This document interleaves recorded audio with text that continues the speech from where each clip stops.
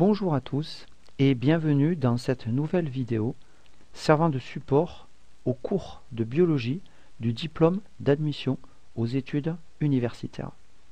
Le 5e chapitre de ces enseignements est consacré à l'étude du système nerveux et notamment de ses aspects fonctionnels. L'étude de ce chapitre sera subdivisée en 3 vidéos successives. La première vidéo sera consacrée à la présentation de l'organisation générale du système nerveux, puis de l'organisation du neurone qui est l'unité de fonction du système nerveux. Une seconde vidéo présentera les potentiels membranaires du neurone ainsi que les synapses chimiques et le rôle intégrateur des neurones. Nous verrons ensuite dans une troisième partie un exemple d'activité réflexe qui est le réflexe myotatique. Introduction à l'étude de ce système nerveux avec dans un premier temps les fonctions fondamentales du système nerveux. Première question, quelles sont les 3 fonctions fondamentales du système nerveux?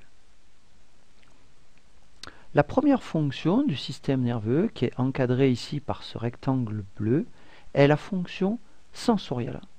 En effet, nous disposons de récepteurs que nous appelons les récepteurs sensoriels. Par exemple, ici, l'œil est un récepteur sensoriel impliqué dans la fonction de vision.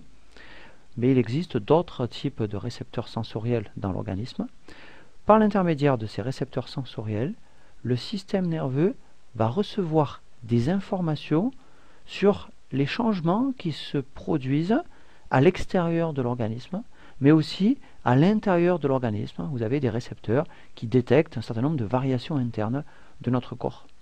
Ces changements détectés par les récepteurs sensoriels sont appelés des stimuli, qui est le pluriel de stimulus, et l'information recueillie par ces récepteurs est une information sensorielle, qui est représentée ici par la flèche bleue, et nous pouvons donc résumer la première fonction du système nerveux, qui est la fonction sensorielle.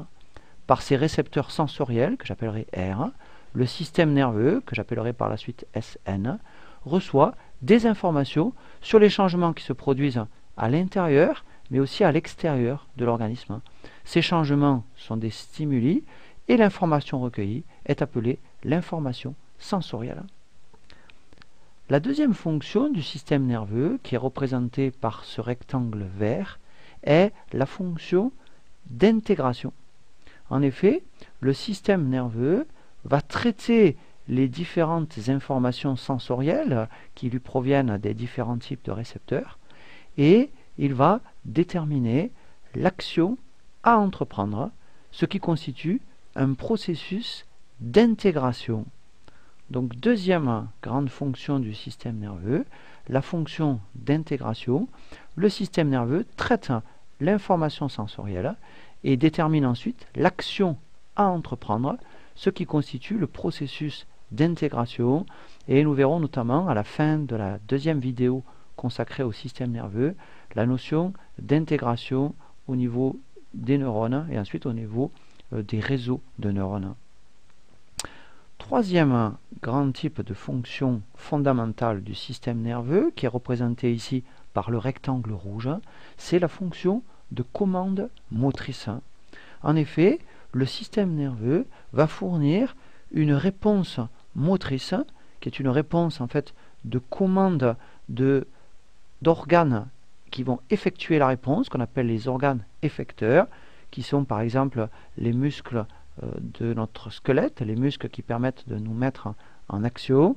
Les effecteurs peuvent être aussi des glandes.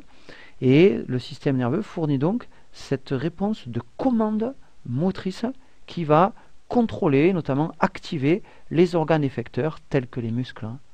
Donc, troisième fonction fondamentale du système nerveux, c'est la fonction de commande motrice.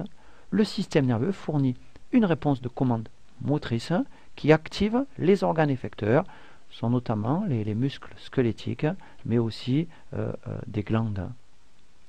La deuxième partie de cette introduction est consacrée à la présentation des cellules nerveuses. Question 2. quels sont les deux grands types de cellules nerveuses constitutives du tissu nerveux et quelles sont leurs fonctions respectives. Alors le tissu nerveux est constitué en fait par des milliards de cellules qui peuvent être classées en deux grands types cellulaires. Le premier type fondamental de cellules, il s'agit des neurones. Les neurones sont les unités de structure et de fonction du système nerveux qui sont représentés ici sur cette diapositive. Alors les neurones sont des cellules nerveuses qui ont la particularité d'être excitables, c'est-à-dire quand elles reçoivent une stimulation, eh bien elles vont être excitées et elles vont à ce moment-là produire un signal bioélectrique qui est un signal rapide, spécifique, qu'on appelle le potentiel d'action et qui sera ensuite transmis par ces cellules vers d'autres neurones notamment. La flèche bleue représente la transmission de ce signal électrique, la transmission de ces potentiels d'action. On dit aussi la transmission de l'influx nerveux. Donc la caractéristique importante des neurones, c'est leur caractère d'excitabilité. Je vous montre ici sous forme d'une image et ensuite d'une observation en microscopie électronique à balayage d'un neurone. Voilà un petit peu la morphologie que nous aurons tout à l'heure l'occasion de décrire pour un neurone. Il s'agit par exemple ici d'un neurone moteur et vous avez ici la flèche noire qui vous représente la propagation de l'influx nerveux par cette cellule excitable. Donc résumons le premier type de cellules nerveuses. Le tissu nerveux est constitué par des milliards de cellules classées en deux grands types. Premier type, les neurones, que j'appellerai par la suite petit n, qui sont les unités de structure et de fonction du système nerveux et que la présente vidéo vise à présenter de façon la plus précise possible. Ces neurones sont des cellules donc nerveuses, excitables, qui produisent et transmettent des signaux qu'on appelle les potentiels d'action. La deuxième vidéo consacrée au système nerveux présentera notamment le potentiel d'action et son déterminisme ionique. Deuxième grand type de cellules nerveuses, ce sont ce qu'on appelle les cellules gliales, qui sont beaucoup plus nombreuses que les neurones. On les appelle aussi les cellules de la névroglie. Glie, ça fait penser à glu, au sens où ces cellules constituent une espèce de masse entourant les neurones et qui peut être comparée à une sorte de colle qui fait un petit peu l'union entre les neurones. Alors les cellules gliales, ce sont des cellules qui sont plus petites que les neurones, qui n'ont pas le caractère d'excitabilité qu'ont les neurones et qui entourent, un peu comme une colle, qui entourent les neurones, qui protègent les neurones. Et quand on parle de névroglie, eh bien, il s'agit de l'ensemble des cellules gliales. Alors nous allons voir quelques cellules gliales. Par exemple ici, une cellule qui a une forme étoilée, qu'on appelle l'astrocyte, qu'on trouve dans le système nerveux central. Je vous évoquerai dans la prochaine question ce qu'on appelle le système nerveux central, et qui a des fonctions notamment dans le contrôle local de la composition du milieu extracellulaire qui entoure les neurones. Voilà notre type de cellules gliales, ce qu'on appelle les cellules de Schwann, qu'on trouve dans le système nerveux périphérique. En vert, vous avez ici le prolongement d'un neurone, et ici, vous avez une cellule de Schwann qui va entourer une partie des prolongements des neurones. Ces cellules de Schwann, nous le verrons, ce sont des cellules responsables de la myélinisation des axones des neurones. Nous en reparlerons tout à l'heure. Autre catégorie de cellules gliales, on les appelle les oligodendrocytes. Oligo, quelques. Dendro, c'est des prolongements. Et cytes, cellules qui ont quelques prolongements. Donc voilà la cellule avec ses quelques prolongements. Cette cellule, on la trouve aussi dans le système nerveux central. Comme la cellule de Schwann, elle vient myéliniser les axones des neurones. Et nous verrons qu'il y a des petites différences dans le fonctionnement de cet oligodendrocyte par rapport aux cellules de Schwann. Donc résumons un petit peu ces différentes cellules gliales. Nous avons vu les astrocytes, cellules étoilées qui vont faire des liens entre les neurones. Nous avons vu ensuite les cellules de Schwann, vous voyez, qui sont très nombreuses et qui vont par petites portions entourer l'axone d'un neurone dans le système nerveux périphérique. Nous avons vu les oligodendrocytes du système nerveux central avec leur prolongement qui viennent méliniser plusieurs axones. Mais il existe d'autres cellules gliales encore, notamment de toutes petites cellules qu'on appelle les cellules de la microglie et qui, lors d'une lésion du tissu nerveux, vont se transformer en macrophages, en cellules phagocytaires.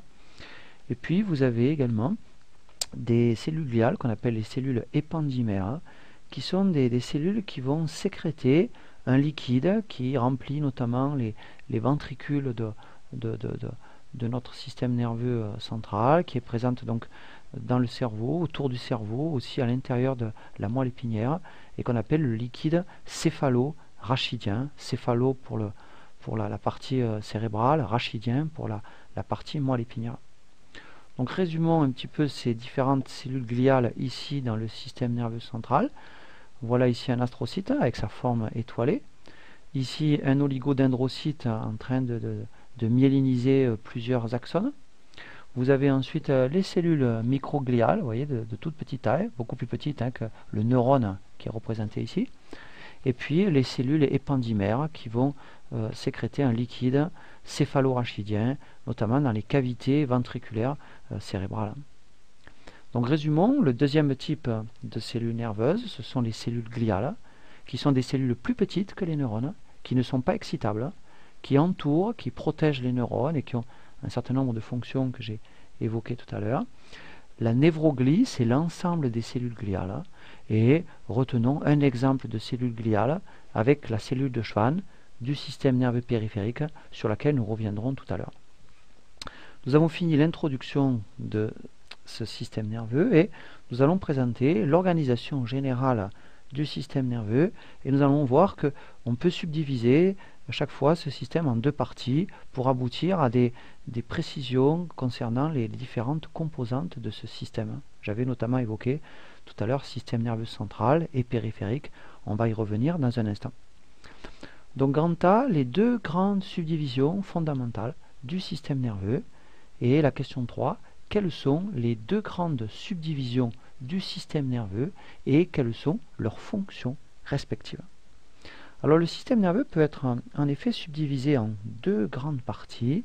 La première partie, que j'ai encadrée ici en vert, est appelée le système nerveux central, qui est la portion la plus centrale de notre système nerveux.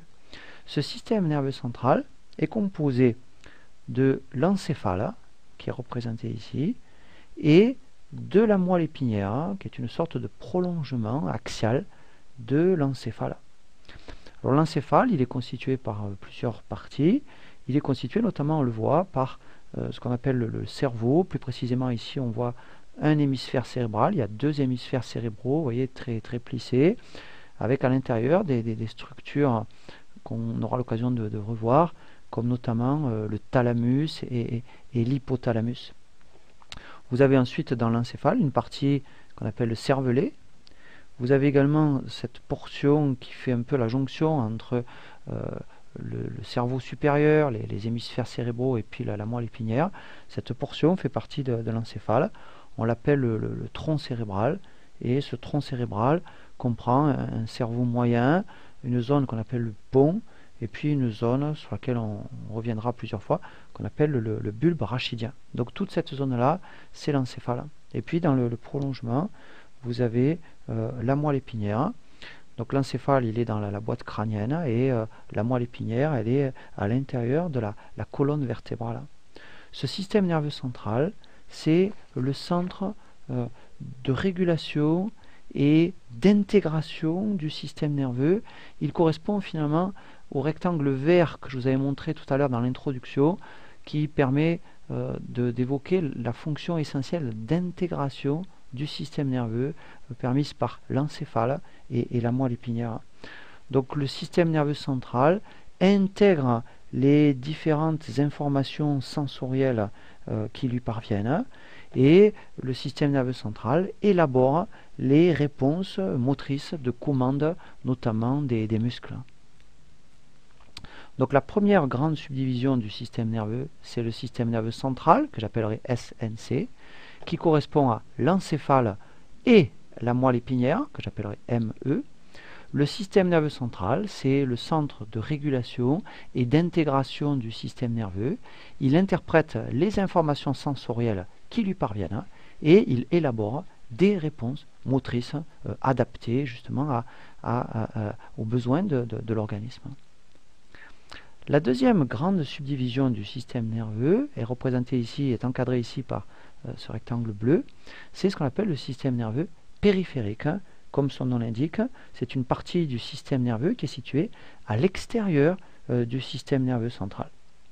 Ce système nerveux périphérique est formé principalement de nerfs, que vous avez représentés ici, qui sont des nerfs provenant soit de l'encéphale, et on parlera à ce moment-là de nerfs crâniens, soit de nerfs qui sont en connexion avec la moelle épinière et qu'on appellera les nerfs rachidiens.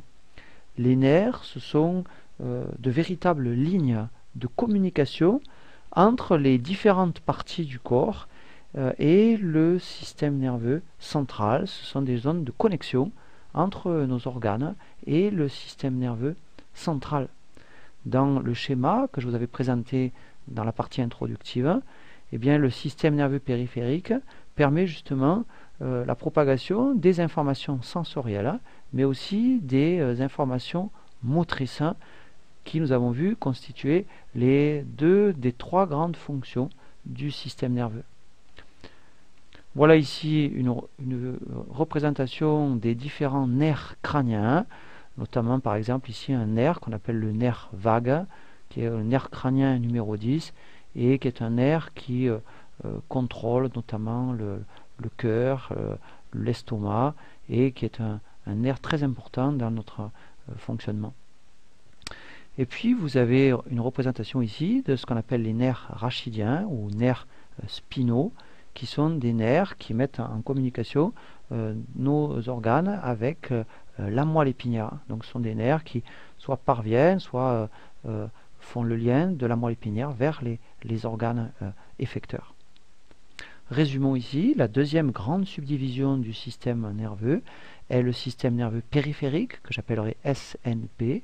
C'est la partie du système nerveux qui est située à l'extérieur du système nerveux central. Elle est formée par des nerfs qui sont issus soit de l'encéphale, qu'on appelle les nerfs crâniens, soit qui sont issus de la moelle épinière, qu'on appelle les nerfs rachidiens ou les nerfs spinaux. Les nerfs constituent des lignes de communication qui connectent les différentes parties du corps au système nerveux central. Nous allons, dans une deuxième partie, étudier le système nerveux périphérique et nous allons continuer nos subdivisions pour voir les différentes composantes de ce système. Première partie, les deux grands types de voies du système nerveux périphérique. Et la question 4, quels sont les deux grands types de voies du système nerveux périphérique et quelles sont leurs fonctions respectives?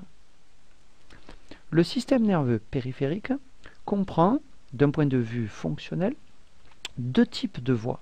D'une part, des voies dites afférentes ou voies sensitives, qui sont composées par des fibres nerveuses, des neurofibres, qui acheminent des informations qui viennent de la périphérie, c'est-à-dire de zones où se trouvent les récepteurs sensoriels, vers le système nerveux central.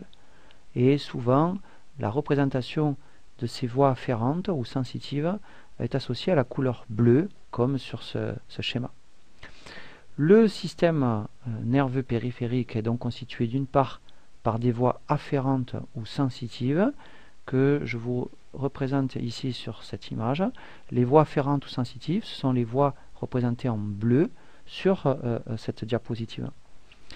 Ces voies afférentes ou sensitives sont composées de fibres, que j'appellerai F, nerveuses, qui acheminent les informations de la périphérie, où se trouvent les récepteurs sensoriels, vers le système nerveux central.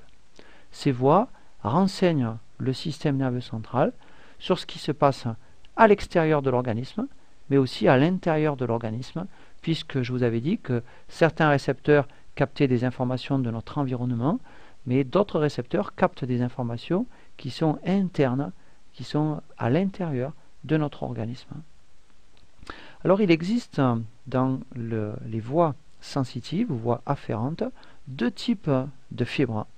D'une part, des fibres nerveuses afférentes qu'on appellera somatiques. Vous l'avez ici encadré en bleu. Ces fibres conduisent des influx nerveux qui proviennent de la peau, comme représenté ici, qui proviennent aussi des organes des sens, qui peuvent provenir aussi des muscles squelettiques. Nous verrons que les muscles squelettiques contiennent des récepteurs. Ce sont aussi des fibres qui conduisent des informations provenant des articulations. Vous avez aussi des récepteurs au niveau articulaire. Et ces informations vont vers le système nerveux central.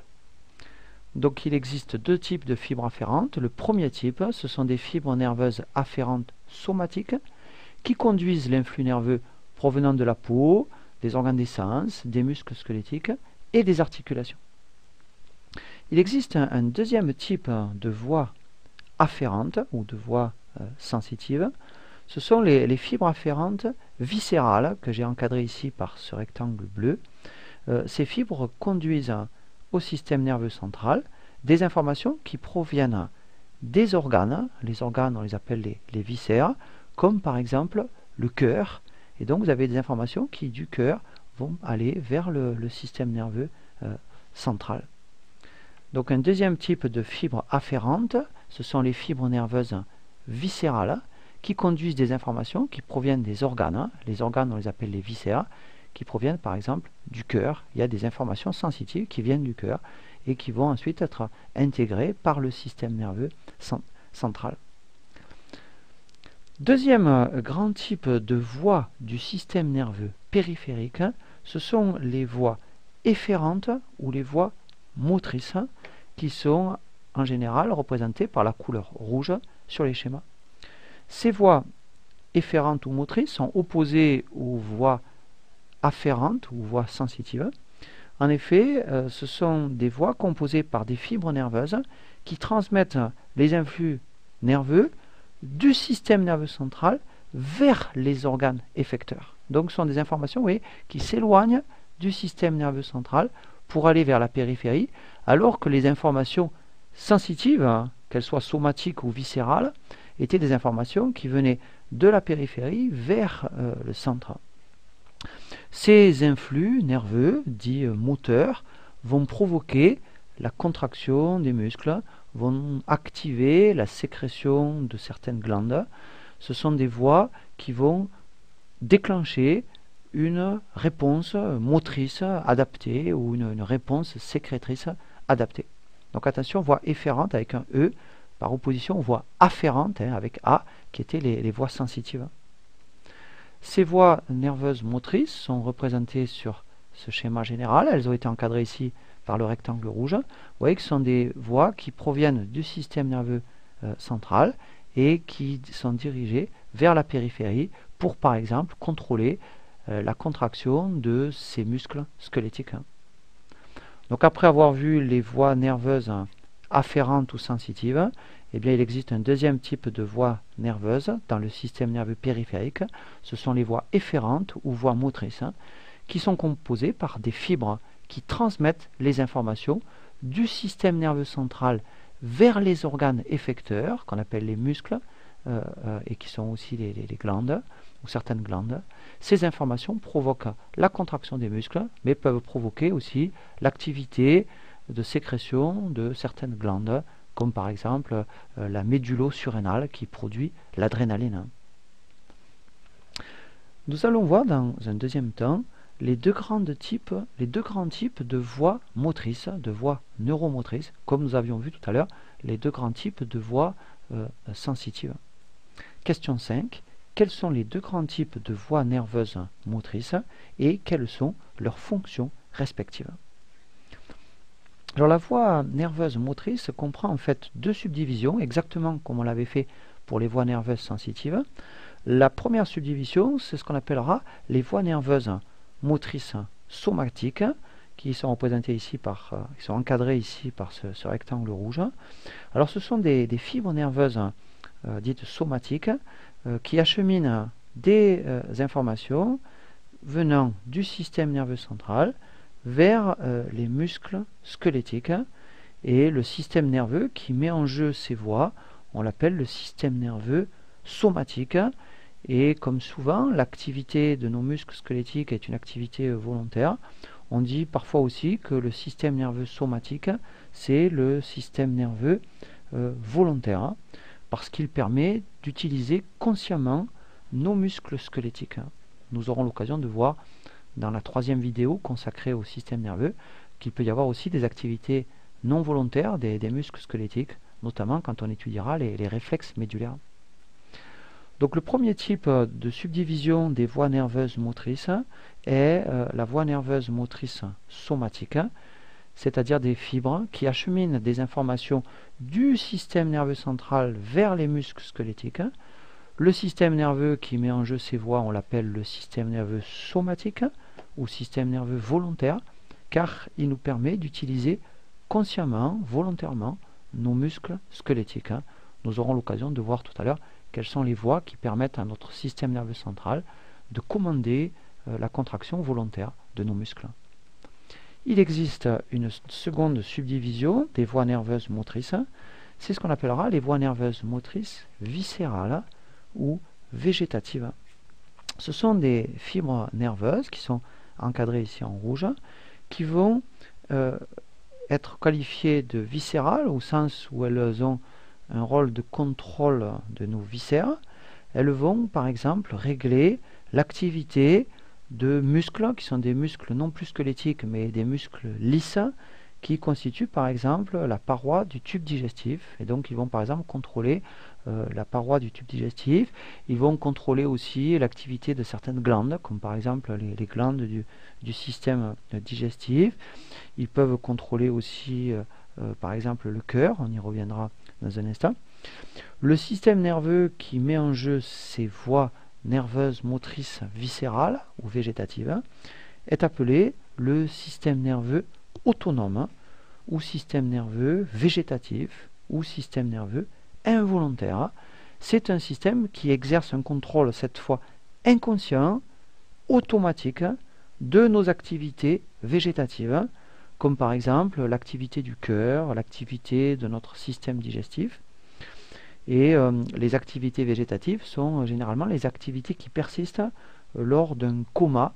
Et vous savez qu'on dit parfois que quelqu'un qui est dans le coma est en vie végétative. Donc la deuxième subdivision des voies nerveuses motrices, c'est la voie nerveuse végétative d'un système nerveux qu'on appelle le système nerveux autonome ou système nerveux végétatif, qui est un système qui exerce un contrôle inconscient et automatique de nos activités végétatives, activités qui persistent notamment lors d'un coma. Exemple d'activité végétative, bien l'activité du cœur. Le cœur est un organe qui a une activité inconsciente, un contrôle inconscient, et c'est également le cas de notre tube digestif et également des glandes digestives qui sont associées à ce tube. Nous allons voir dans une troisième partie les deux grandes subdivisions du système nerveux végétatif. Question 6. Quelles sont les deux grandes subdivisions du système nerveux végétatif et en quoi sont-elles complémentaires? En effet, nous avons vu qu'il existait deux types de voies nerveuses motrices, les voies nerveuses motrices du système nerveux somatique, mais également les voies nerveuses motrices végétatives du système nerveux végétatif. Le cœur, par exemple, est un viscère qui est contrôlé par deux types de neurofibres motrices, des neurofibres motrices parasympathiques et des neurofibres motrices sympathiques. Ce sont en fait les deux composantes des voies végétatives qui sont légendées ici. Il existe donc deux grandes subdivisions fonctionnelles du système nerveux végétatif. Un système nerveux qu'on appellera le système nerveux sympathique, on dit aussi orthosympathique, et le système nerveux parasympathique. Et un même viscère, par exemple le cœur, peut être contrôlé par les deux types de voies nerveuses végétatives. Voilà ici une représentation des deux systèmes, le système orthosympathique, dit aussi sympathique, et le système parasympathique. De très nombreux organes sont contrôlés par ces systèmes. Vous voyez les vaisseaux, par exemple, des glandes par exemple les glandes du système digestif, glandes salivaires, pancréas, le foie. Le tube digestif est contrôlé, par exemple, vous voyez l'estomac, l'intestin, le côlon, le rectum. Le système excréteur, la vessie, est contrôlé, les organes génitaux. Le cœur est également contrôlé par ces systèmes. Alors le système orthosympathique ou sympathique est constitué par des neurones qui proviennent de la moelle épinière, qui font relais dans une chaîne ganglionnaire et qui vont contrôler les différents organes.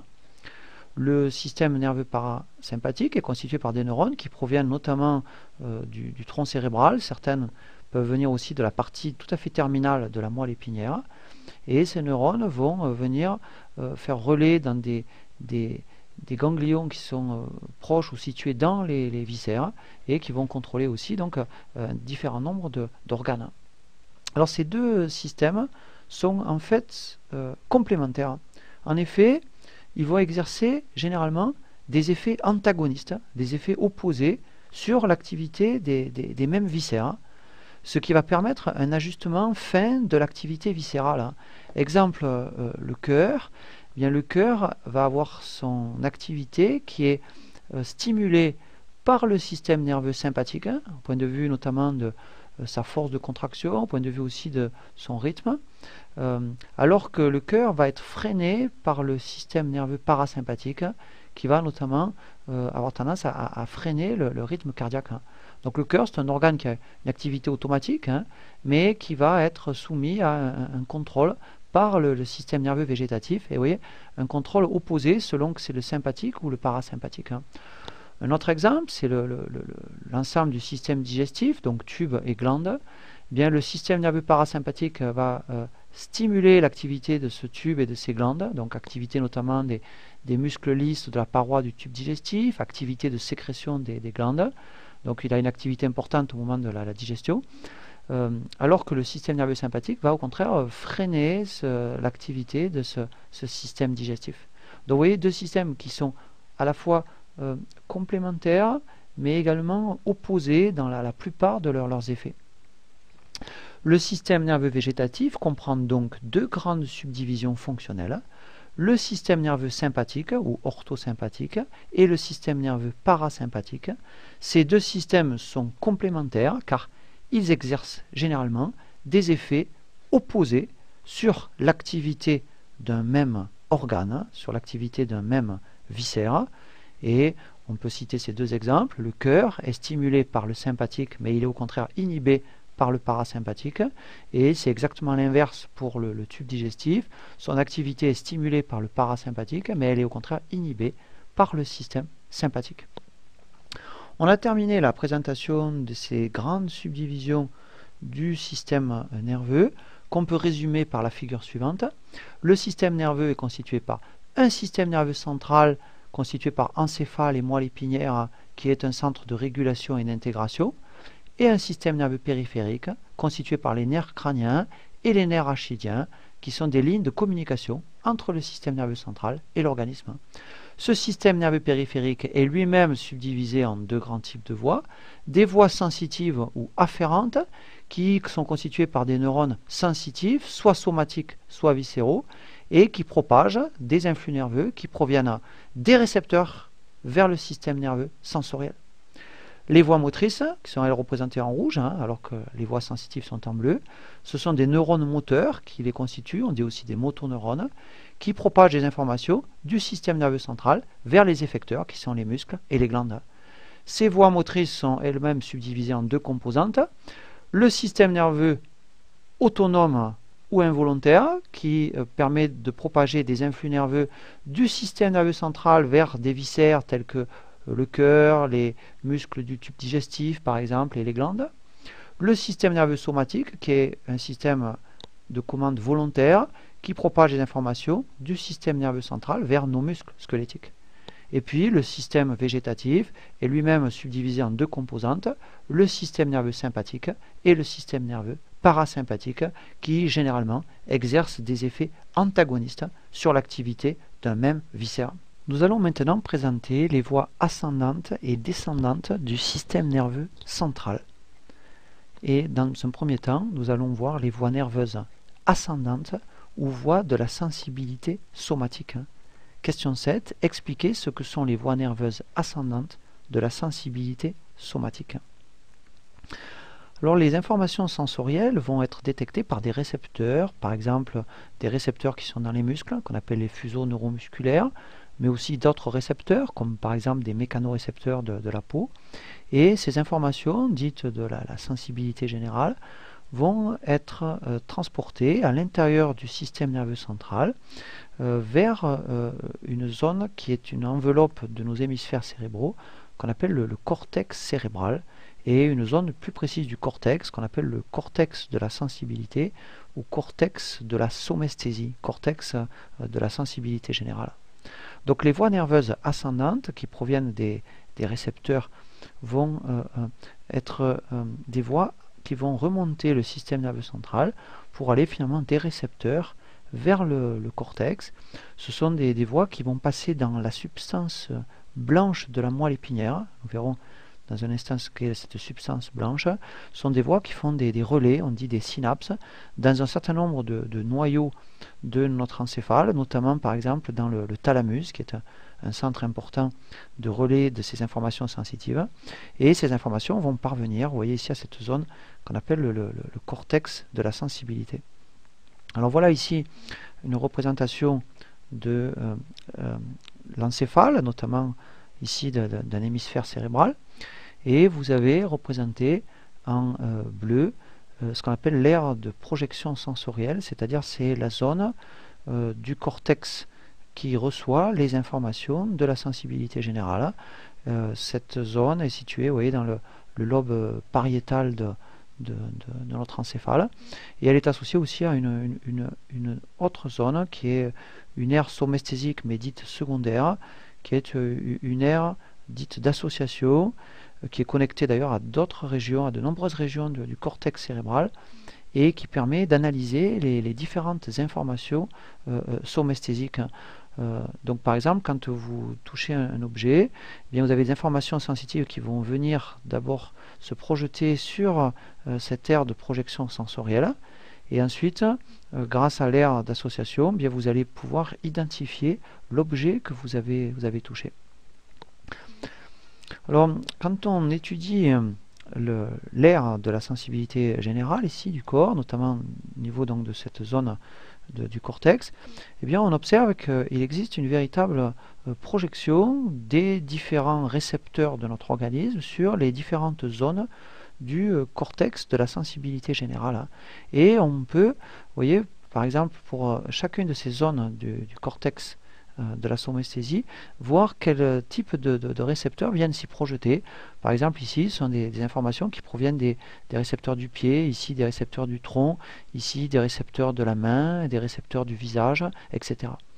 Et on se rend compte en fait que la zone qui est consacrée à la réception des différentes informations de notre corps n'est pas proportionnelle en fait à la surface corporelle, mais est proportionnelle en fait au degré de sensibilité de ces différentes régions. Ainsi, on voit que l'aire de projection sensorielle du visage ou de la main est beaucoup plus importante que l'aire de projection sensorielle, par exemple, de la partie du tronc ou des jambes. Parce qu'évidemment, il y a une beaucoup plus grande sensibilité, beaucoup plus grand nombre de récepteurs dans les zones de la main ou du visage, et donc vous avez une aire de projection pour ces zones qui est beaucoup plus étendue que pour les parties du corps beaucoup moins sensibles. Voilà ici la zone de la sensibilité, le cortex somesthésique qui reçoit les informations générales. Alors il existe d'autres zones qui reçoivent des informations sensitives. Il existe une zone par exemple du cortex visuel qui reçoit spécifiquement les informations qui proviennent des yeux. Alors ici vous avez une représentation de ce qu'on appelle l'homunculus sensitif, c'est-à-dire le petit homme sensitif, c'est-à-dire un peu l'allure que nous aurions si nos différentes proportions du corps étaient non pas les proportions que vous connaissez, mais les proportions consacrées aux différentes zones de notre cortex de la sensibilité. Et donc nous aurions finalement des mains énormes, une bouche et une langue, des lèvres de de très grande taille par rapport au reste du corps, parce qu'on a une aire du cortex de la sensibilité qui est beaucoup plus développée pour les mains et pour le visage que pour le reste du corps. Donc les voies nerveuses ascendantes de la sensibilité somatique sont des voies nerveuses qui transportent dans le système nerveux central les informations sensorielles qui proviennent des récepteurs sensoriels à destination du cortex. Ce sont des voies qui passent dans la moelle épinière, puis dans l'encéphale, et parviennent à l'aire de la sensibilité générale qui est présente dans le cortex, qui nous permet d'avoir des informations sur notre perception, notamment de notre environnement, de notre sensibilité, on va dire, générale. Quelles sont les deux grandes voies nerveuses de la sensibilité somatique, les deux grandes voies de la sensibilité générale? Alors, il existe deux grands types de voies qui sont représentés ici. Premier grand type de voie, c'est ce qu'on appelle la voie du toucher ou la voie du position du corps, qui est une voie de sensibilité générale qui provient de récepteurs, par exemple, à l'étirement, qui sont présents au niveau des articulations, qu'on appelle des propriocepteurs, mais également des mécanorécepteurs présents dans la peau, qui sont des récepteurs du toucher, des récepteurs aussi qui sont à l'intérieur des muscles, qui sont des fuseaux neuromusculaires, qui font partie aussi de la catégorie des propriorécepteurs. Et ces différentes informations sensitives sont véhiculées ensuite par des voies qui sont des voies ascendantes, qui vont croiser au niveau d'une zone qu'on appelle la zone du lemnisque médial, et qui vont venir se projeter sur le cortex de la sensibilité générale. Donc ça, c'est une voie qu'on appelle la voie du toucher ou la voie de la position du corps, avec, vous voyez, un croisement de ces voies au niveau du lemnisque, si bien que par exemple les informations captées par la partie droite de notre corps vont venir se projeter sur le cortex gauche de la sensibilité. Puis il existe un deuxième type de voie de la sensibilité générale, ce sont des voies dites de la défense, qui proviennent de thermorécepteurs présents dans la peau, qui nous permettent de capter la température de notre environnement, également des récepteurs de la douleur, qu'on appelle des nocicepteurs. Et ces voies nerveuses sont des voies qui ne passent pas par le lemnisque médial. On dit parfois que ce sont les voies extra-lemniscales, alors que ça sont des voies dites lemniscales. Ce sont des voies qui vont croiser notamment au niveau de la moelle épinière et qui vont venir se projeter aussi sur du cortex sensitif. Donc, on va résumer ici ces deux types de voies. La voie lemniscale, celle qui passe par le lemnisque, voie du toucher ou de la position du corps, qui provient de propriorécepteurs, de nos muscles ou de nos articulations, de mécanorécepteurs présents dans l'ensemble de la peau, et qui sont constitués par trois types de neurones. Un neurone de premier ordre qui vient des récepteurs vers la moelle épinière, un neurone de deuxième ordre qui remonte vers le bulbe arachidien, et ensuite un deuxième neurone qui du bulbe arachidien vient monter vers le thalamus, et un troisième neurone qui va vers le cortex sensoriel primaire. Donc trois types de neurones.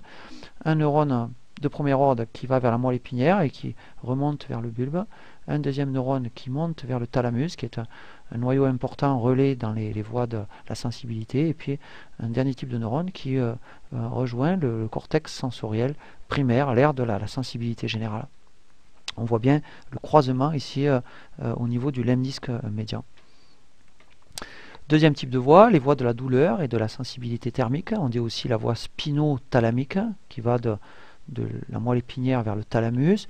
On dit aussi la voie extra-lemniscale. Donc ils proviennent notamment de ce qu'on appelle des récepteurs de la douleur, aussi de thermorécepteurs qui viennent croiser au niveau de la moelle épinière, et toujours avec trois types de neurones. Neurone de premier ordre qui vient ici de la moelle épinière, un neurone de deuxième ordre qui monte vers le thalamus, un troisième neurone qui vient vers le cortex sensoriel primaire, avec un croisement, vous voyez, toujours au niveau de la moelle épinière. Donc retenons les deux grandes voies nerveuses de la sensibilité générale, la voie du toucher et de la position du corps, et puis une voie de défense qui est la voie de la sensibilité thermique et de la douleur. Il existe d'autres voies de la sensibilité, mais de la sensibilité plus spécifique. Vous avez des voies, par exemple, visuelles, qui viennent des yeux vers le cortex visuel. Vous avez des voies qui viennent des organes olfactifs vers le cortex olfactif, etc. Nous allons maintenant étudier les voies nerveuses descendantes ou voies de la motricité. Question 9. Expliquez ce que sont les voies nerveuses descendantes de la motricité somatique. Vous avez ici une représentation de notre cortex, donc cette espèce d'enveloppe qui entoure, qui forme la partie périphérique des hémisphères cérébraux avec les différentes zones. Nous avons vu tout à l'heure l'aire de projection sensorielle ou aire de la somesthésie et l'aire d'association qui lui est connectée. J'avais évoqué qu'il existait aussi d'autres aires comme l'aire visuelle qui reçoit les informations visuelles, et puis il existe aussi une aire d'association visuelle pour interpréter les informations visuelles. Donc ça c'était dans la partie sensorielle. On va maintenant voir des aires corticales qui sont impliquées dans la motricité, notamment dans la motricité volontaire. Alors on est ici dans le lobe frontal, donc l'avant elle serait ici là. Et vous avez deux types de zones qui sont à évoquer ici. Vous avez d'une part une aire qu'on appelle l'aire motrice, on dit parfois l'aire motrice primaire, le cortex moteur. Et puis un petit peu à l'avant, une seconde aire qu'on appelle l'aire prémotrice. L'aire motrice est une aire de commande des mouvements volontaires de nos muscles squelettiques. Et l'aire prémotrice, c'est une aire qui notamment stocke les programmes de mouvements appris, qui est une aire impliquée notamment dans la préparation des mouvements et qui est en connexion avec le cortex moteur, mais c'est aussi une aire d'où partent des voies descendantes. Donc les voies nerveuses descendantes de la motricité somatique sont des voies qui vont transporter dans le système nerveux central des informations nerveuses efférentes qui partent de ces aires motrices du cortex et qui vont aller jusqu'à la moelle épinière par un certain nombre de relais, on verra, en tout cas pour certaines, dans un instant. Alors nous allons évoquer ici, comme on l'avait vu pour l'aire de la sensibilité générale, la notion de projection du corps sur une surface du cortex cérébral, ce qu'on appelle aussi la notion de somatotopie. En effet, si on stimule une zone précise du cortex moteur, par exemple si on stimule cette zone-ci, eh bien ça va déterminer l'activité de certains muscles du corps. Par exemple, ça va déterminer ici l'activité des muscles squelettiques des doigts. Et si on active par exemple la zone ici de ce cortex moteur primaire, ici on va déclencher la motricité des orteils. Donc en fait, on peut dire que les différents muscles de notre corps ont en quelque sorte leur correspondance motrice sur cette aire motrice. Et du coup, cette aire motrice, on l'appelle parfois aussi l'aire de projection motrice. Comme on avait pu voir tout à l'heure que l'aire de la sensibilité générale pouvait être aussi une aire de projection sensorielle. Alors en fait, là, on voit ici que la surface corticale correspondant à chacun des muscles n'est pas proportionnelle au volume des muscles, mais elle dépend en fait de la précision et de la variété des mouvements à effectuer. Par exemple, la surface corticale qui contrôle les muscles du visage ou les muscles de la main est beaucoup plus importante que celle qui contrôle les muscles du tronc. Et on peut là encore parler d'homunculus, le petit homme, l'homunculus moteur, avec ici une représentation de l'homunculus moteur, avec l'allure que nous aurions si notre volume musculaire, volume de nos différentes parties du corps, était en proportion justement de la surface que notre cortex moteur possède. Et avec une petite anecdote ici, moi de grandes mains, oui, c'est vrai que l'aire de projection des muscles de la main est très importante sur le cortex moteur, donc cet homunculus aurait de grandes mains. Ah, si vous voyez l'homunculus ou l'homuncule du cortex moteur d'un pianiste, oui, puisqu'effectivement, si on développe encore une motricité, notamment des muscles des doigts chez un pianiste, ben, on va encore augmenter la représentation corticale de cette zone des muscles de la main. Alors voilà, ici maintenant les voies nerveuses descendantes de la motricité. On part ici des aires du cortex moteur et du cortex prémoteur, et on va ici descendre dans l'encéphale, puis dans la substance blanche de la moelle épinière, avec un certain nombre de relais, de synapses dans des noyaux de l'encéphale, notamment par exemple dans certains centres sous-corticaux. Et ces voies vont venir se projeter, atteindre finalement les motoneurones qui eux-mêmes contrôlent les muscles squelettiques.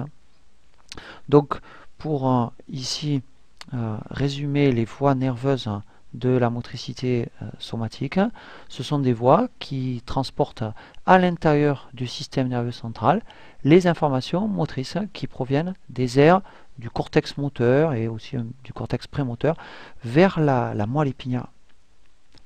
Quelles sont les deux grandes voies nerveuses de la motricité somatique? Alors sur ce schéma sont représentées les deux principales voies de la motricité somatique. Vous avez d'une part des voies dites motrices principales, on les appelait avant les voies pyramidales. Ce sont des voies directes de l'aire motrice primaire vers la moelle épinière. Et ce sont des voies qui sont constituées par des fibres nerveuses, de longues fibres nerveuses, dont le corps cellulaire est présent dans l'aire motrice et dont la terminaison est présente dans, on verra, la substance grise de la moelle épinière et qui rentre en connexion ensuite avec les motoneurones contrôlant nos muscles squelettiques. La plupart de ces fibres nerveuses vont croiser en fait au niveau du bulbe rachidien. Il y en a d'autres qui vont croiser aussi dans la moelle épinière, si bien que là encore, il y a une sorte de projection croisée qui fait que si on stimule l'aire du cortex moteur gauche, eh bien on va avoir une activité des muscles du côté droit. Et de même, si on a une destruction par exemple du cortex moteur gauche, eh bien on a une paralysie qu'on appellera une paralysie contralatérale, c'est-à-dire une paralysie des muscles à ce moment-là de la partie opposée du corps, c'est-à-dire de la partie droite du corps. On dit aussi une hémiplégie, une paralysie de la moitié, ce qui prouve que les voies motrices sont des voies croisées. On dit parfois que c'est une commande contralatérale, c'est-à-dire qu'il y a un contrôle de la moitié opposée du corps, exactement comme il y avait un croisement dans les voies nerveuses sensitives. Donc voilà pour les premiers types de voies, la voie motrice principale. Et puis il existe un deuxième type de voies motrices qu'on appelle les voies motrices secondaires. On les appelait avant les voies motrices extra-pyramidales. Ce sont des voies indirectes, représentées ici en bleu, qui vont présenter des relais synaptiques à différents étages de l'encéphale. Par exemple, vous voyez ici un relais au niveau des centres sous-corticaux, un relais au niveau du tronc cérébral. Et ces voies indirectes sont des voies finalement en général moins rapides, plus complexes que les voies motrices principales. Elles proviennent toujours des aires motrices, en particulier vous voyez ici de l'aire prémotrice, et elles interviennent contrairement aux voies directes qui sont des voies plutôt de contrôle des mouvements précis, elles ont plutôt un rôle dans des commandes de mouvements d'ensemble, dans des commandes notamment de contrôle des postures. Donc résumons ici les deux voies nerveuses de la sensibilité, de la motricité somatique. Les voies motrices somatiques directes, d'une part, qui vont du cortex moteur à la moelle épinière, de façon donc directe, sans relais, et qui commandent les muscles responsables notamment des mouvements précis. Notamment le pianiste dont je parlais tout à l'heure a des mouvements très précis, et ce sont ces voies qui sont impliquées. Et puis les voies motrices indirectes, qui font relais à différents étages, commandent les mouvements d'ensemble, contrôlent les postures, donc maintien notamment de notre position au cours de nos activités. Question 11. Quel rôle joue le cervelet dans la motricité somatique et pourquoi le qualifie-t-on de système comparateur? Donc voilà ici notre encéphale avec ici les hémisphères cérébraux avec leurs nombreuses circonvolutions, leurs nombreux replis. Vous avez ici la zone du tronc cérébral et puis vous avez une espèce de petit cerveau associé au cerveau qu'on appelle le cervelet. Alors ce cervelet joue un rôle essentiel dans la motricité, notamment dans l'ajustement des mouvements, et on peut, d'une façon très simpliste, expliquer le rôle du cervelet en tant que système comparateur. En effet, lors d'un mouvement volontaire, nous avons vu que le cortex moteur envoie par les voies descendantes de la motricité, sont les voies numéro 1, une information aux motoneurones de la moelle épinière qui du coup permettent l'activité de nos muscles squelettiques et permettent à ce moment-là un mouvement volontaire adéquat. Ça c'est, on va dire, une première commande, mais on notera que le cervelet est en communication avec le cortex moteur, et le cortex moteur en quelque sorte envoie une copie de son ordre moteur au cervelet. Donc le cervelet est informé de l'ordre moteur envoyé par le cortex. Quand un mouvement se réalise, il y a un certain nombre de récepteurs sensoriels qui vont être informés du mouvement en cours. Ce sont par exemple les récepteurs visuels, ce sont des propriocepteurs qui sont présents à l'intérieur de nos muscles, de nos articulations, et ces différents récepteurs vont envoyer des informations sensitives par donc des voies nerveuses ascendantes, sensorielles, représentées en bleu, vers le cervelet. Si bien que le cervelet reçoit à la fois un ordre, enfin une copie de l'ordre moteur envoyé par le cortex moteur, mais aussi des informations sensorielles provenant des récepteurs, si bien que le cervelet est informé en quelque sorte du mouvement théorique programmé et envoyé par le cortex moteur, mais aussi des informations sur le mouvement réel tel qu'il se réalise grâce aux récepteurs sensoriels. Et le cervelet compare en fait ces deux types d'informations. Donc l'information 1, copie de l'ordre moteur, information 2, le mouvement tel qu'il se réalise, et c'est un système comparateur. Il y a toujours finalement des différences entre ce qui est voulu et ce qui est réellement réalisé, et l'écart entre 1 et 2 permet au cervelet d'envoyer un ordre de rectification au cortex moteur, c'est ce qui est indiqué en 3, qui permet au cortex moteur d'envoyer un nouvel ordre aux motoneurones de la moelle et donc de permettre une petite correction du mouvement en cours.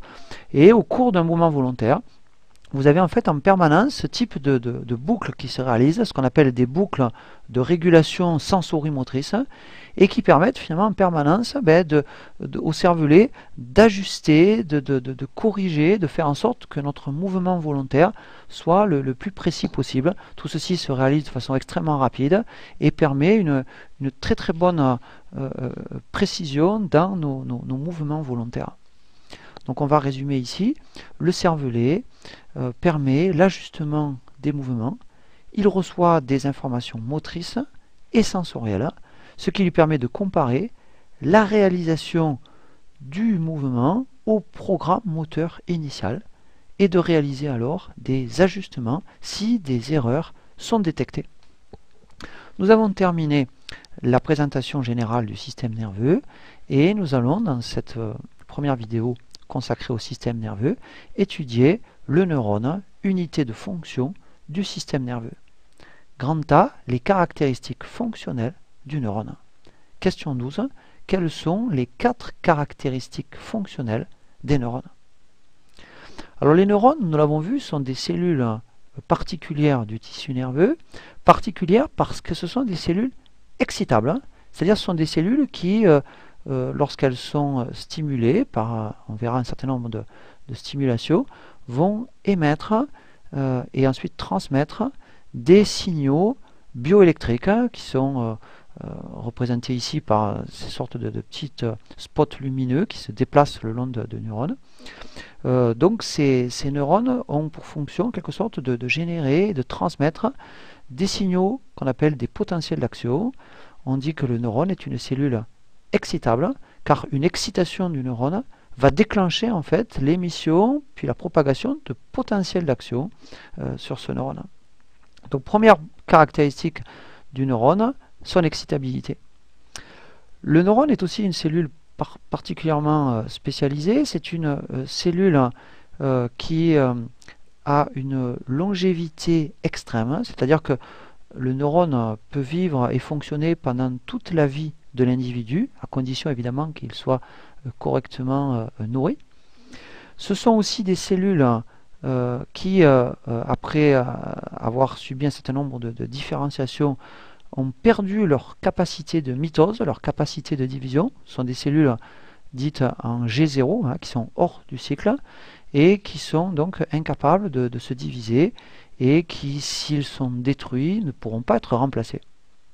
Il existe quelques zones dans le système nerveux où des neurones peuvent être régénérés, mais globalement, ce sont des cellules qui ne peuvent pas se renouveler.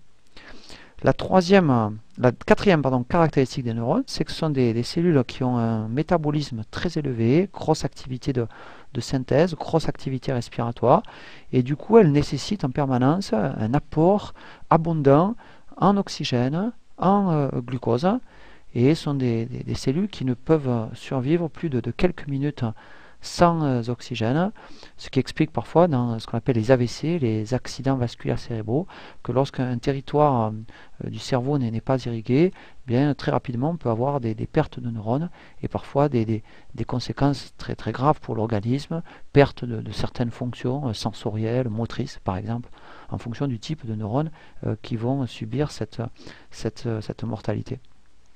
Donc 4 caractéristiques fonctionnelles des neurones. L'excitabilité. Le neurone est une cellule spécialisée dont la membrane permet à la fois la genèse et la transmission de potentiels d'action. Le neurone est une cellule excitable. Une excitation va déclencher des potentiels d'action qui se propagent ensuite sur le neurone. Deuxième caractéristique, la cellule a une longévité extrême. Un neurone peut vivre et fonctionner pendant toute la vie de l'individu. Troisième caractéristique, le neurone a perdu sa capacité de mitose, il est incapable de division, un peu comme les fibres musculaires squelettiques, et il ne sera pas remplacé s'il est détruit. Et quatrième caractéristique, son métabolisme est très élevé, le neurone nécessite un apport continu et abondant, à la fois en dioxygène et en glucose. Question 13, quelles sont les 3 structures fonctionnelles du neurone? Alors voilà ici représenté un neurone avec 3 couleurs pour les 3 zones fonctionnelles du neurone. La zone représentée en bleu, c'est la structure réceptrice du neurone. On verra avec un certain nombre de prolongements courts qu'on appelle les dendrites. Cette structure est une structure qui va recevoir en fait des informations provenant notamment d'autres neurones. La deuxième zone fonctionnelle, c'est ce qu'on appelle la zone conductrice, qui est ici colorée en rose. C'est la zone qui engendre les potentiels d'action au niveau d'une zone qu'on appelle la zone gâchette, et qui va ensuite transmettre ces potentiels d'action. Et puis la troisième zone, c'est la zone qui est représentée ici en jaune, qu'on appelle la structure sécrétrice, qui est une structure spécialisée dans la libération de molécules, qu'on appelle des molécules de neurotransmetteurs, et que nous étudierons dans la seconde vidéo du système nerveux consacrée au fonctionnement des synapses. Donc résumons les 3 structures du neurone. La structure réceptrice, qui reçoit les informations, la structure conductrice, qui engendre et transmet ensuite les potentiels d'action, et la structure sécrétrice, qui libère des neurotransmetteurs. Grand B, présentation de l'organisation structurale du neurone. Et nous allons tout d'abord présenter le corps cellulaire du neurone. Question 14, citez les éléments importants présents dans le corps cellulaire du neurone. Alors vous avez représenté ici à droite la cellule animale typique que nous avions étudiée dans le chapitre 2 avec les différents organites que vous connaissez maintenant, notamment des mitochondries, un système de réticulum, le Golgi, etc. Bien, le neurone, c'est une cellule animale avec un regroupement des organites classiques dans une zone qu'on appelle le corps cellulaire. Donc voilà ici le corps cellulaire, et ce corps cellulaire contient le noyau, donc le noyau classique d'une cellule, le voilà ici, entouré par du cytoplasme, et dans ce cytoplasme, vous avez un certain nombre d'organites sur lesquels on va revenir. Alors ce corps cellulaire, qu'on appelle aussi le soma, on dit aussi le péricaryon. Péricaryon, ça veut dire autour du noyau. C'est le centre de biosynthèse du neurone. C'est le centre où sont fabriqués les éléments du neurone. Et le noyau du neurone, c'est un gros noyau central qui est toujours en interphase, puisque la cellule ne se divise plus, et on peut trouver à l'intérieur du noyau le nucléole caractéristique, vous le savez, présent dans le noyau. Le cytoplasme contient les organites habituels, sauf les centrioles, puisque vous vous rappelez, le neurone ne peut pas se diviser, il n'y a pas ce système d'édification, vous vous rappelez, du fuseau de division. Alors voilà ici une image du corps cellulaire d'un motoneurone. Donc voilà ici la zone du soma ou péricaryon avec ici le noyau contenant le nucléole. Et puis on identifie quelques organites, notamment vous avez ici un réticulum endoplasmique rugueux qui est particulièrement développé, qu'on appelle le corps de Nissl, qui est une zone qui est très colorable par un certain nombre de colorants. On va regarder ici sur cette image les organites du corps cellulaire d'un neurone. Donc voilà ici le corps de Nissl, ou réticulum endoplasmique rugueux très développé du neurone. Vous avez aussi l'appareil de Golgi qui est très développé. Souvenons-nous que le corps cellulaire du neurone est un centre de biosynthèse particulièrement actif et le développement de ces organites, réticulum, Golgi, traduit justement l'intense activité de synthèse de ce neurone. On trouve aussi dans le corps cellulaire un grand nombre de mitochondries qui montrent aussi la grande activité de respiration, donc de catabolisme du neurone. Vous avez également dans ce neurone un très grand nombre de ribosomes, qui sont les petites particules que vous avez à l'intérieur du cytoplasme. Et puis le cytoplasme contient aussi un réseau très important de cytosquelettes, notamment des microtubules que vous connaissez. On trouve aussi les filaments d'actine, ce qu'on appelle les microfilaments, et puis des filaments intermédiaires qu'on appelle aussi des neurofilaments. Et ce cytosquelette joue un rôle important dans le maintien de la forme cellulaire et aussi dans le transport qui a lieu à l'intérieur de la cellule. Pour être complet sur la présentation, vous avez ici émergent du corps cellulaire des prolongements courts qu'on appelle les dendrites, un prolongement long ici qu'on appelle l'axone, et puis vous avez des développements aussi du réticulum endoplasmique lisse, notamment vous voyez ici dans la partie axonale. Résumons ici les éléments importants présents dans le corps cellulaire du neurone. Le corps cellulaire du neurone, qu'on appelle aussi le soma ou péricaryon, est le centre de biosynthèse du neurone. Il contient le noyau, il contient le cytoplasme, lequel renferme de nombreux ribosomes, un réticulum endoplasmique rugueux, qu'on appelle aussi le corps de Nissl, qui est très développé, un appareil de Golgi également très développé, de nombreuses mitochondries et, on l'a dit, un important cytosquelette. Question 15. Où sont situés les corps cellulaires des neurones dans le système nerveux? Alors vous avez ici une coupe sagittale, c'est-à-dire une coupe de profil du cerveau humain, inclus dans la boîte crânienne. Et vous avez ici repérable des éléments qu'on a eu l'occasion d'évoquer. Donc ici, c'est un hémisphère cérébral. Cette zone-là très repliée, c'est le cortex cérébral dont je parlais tout à l'heure. Cette zone ici, c'est le tronc cérébral. Ici, vous avez le cervelet. Alors, cette zone ici donc, montre l'encéphale, c'est-à-dire une partie du système nerveux central.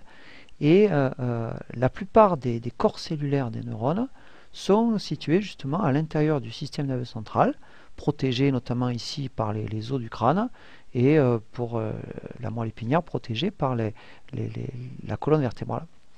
Alors ces neurones sont très nombreux dans la substance grise. La substance grise, c'est cette zone qui est essentiellement périphérique dans notre encéphale et qui constitue notamment le cortex dont je parlais tout à l'heure. On trouve aussi une substance grise, vous voyez, dans le cervelet avec énormément de corps cellulaires dans cette substance grise.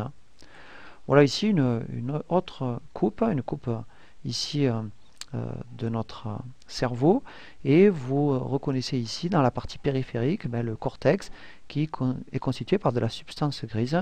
Vous avez aussi de la substance grise par amas à l'intérieur de l'encéphale. C'est ce qu'on appelle des noyaux de notre cerveau. Et puis vous avez aussi des zones qu'on appelle la substance blanche qui est donc centrale dans notre encéphale. Ici, là, cette zone-là, c'est un ventricule qui est rempli de liquide céphalo-rachidien. Ça, c'est la zone du thalamus, qui est aussi un noyau important de notre encéphale. Donc, vous voyez, là où il y a beaucoup de corps cellulaires, c'est dans le cortex, qui est une substance grise et qui est plutôt périphérique dans notre encéphale. Mais on trouve aussi des amas de substances grises, donc des amas de corps cellulaires, dans certains noyaux de notre encéphale. Alors, ces quelques noyaux de l'encéphale, ben, je vous les remontre ici. On les trouve par exemple dans les voies relais des voies indirectes de la motricité, hein, centres sous-corticaux, noyaux du tronc cérébral. On trouve aussi ces noyaux, vous vous rappelez, dans les voies ascendantes de la sensibilité générale, comme par exemple le thalamus ou des noyaux du tronc cérébral. Et ces petits points bleus ici, ben, ce sont des corps cellulaires de neurones, ici des voies sensorielles. Ici, ces petits points bleus, ici, ce sont des corps cellulaires de neurones, mais ici des voies de la motricité. Donc, beaucoup de corps cellulaires dans le cortex et dans les noyaux pour la zone de l'encéphale. Je vous montre ici des noyaux, notamment d'un centre nerveux qui est l'hypothalamus. Alors chaque zone ici c'est un noyau, c'est-à-dire c'est des zones qui sont pleines de corps cellulaires. Et cet hypothalamus, c'est un centre important qu'on reverra dans le chapitre 6, qui est un centre contenant des neurones jouant des rôles très importants dans le fonctionnement de notre organisme.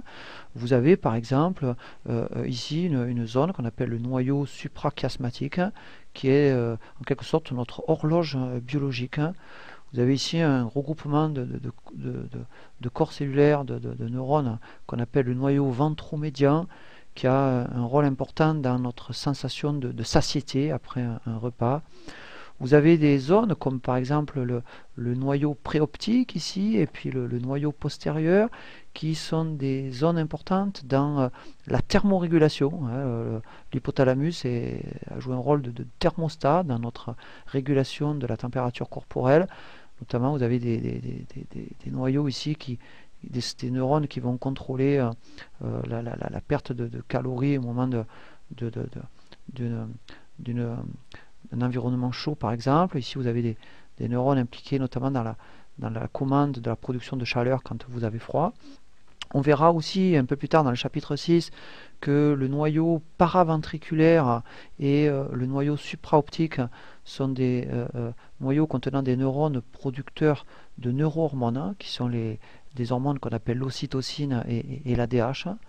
Et puis vous avez aussi dans un noyau qu'on appelle le noyau préoptique, et également dans un noyau qu'on appelle le noyau arqué, vous avez également des neurones qui produisent la GnRH, qu'on reverra dans le chapitre 6, qui est une gonadolibérine impliquée dans le contrôle de la fonction de reproduction.